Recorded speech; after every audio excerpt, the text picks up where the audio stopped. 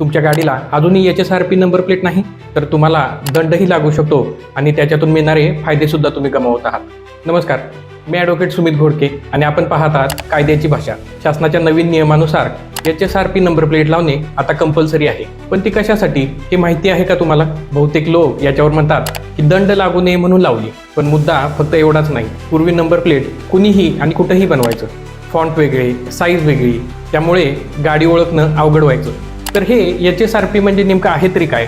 तर HSRP म्हणजे हाय security registration plate ही सरकार मान्यताप्राप्त खास नंबर प्लेट असते, जी प्रत्येक वाहनासाठी युनिक असते। याचे फायदेसुद्धा खूप आहेत। समजा वाहन चोरीला गेलं तर या युनिक नंबर प्लेटमुळे वाहन शोधणं खूप सोपं जातं। दुसरा फायदा म्हणजे याची बनावट नंबर प्लेटसुद्धा बनवता येत नाही।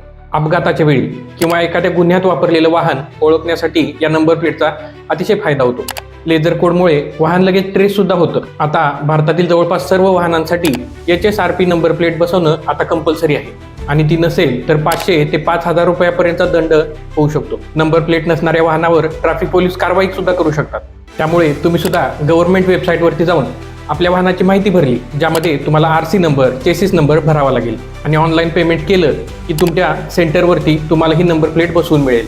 त्यामुळे HSRP नंबर प्लेट ही तुमच्या वाहनाची डिजिटल ID आहे।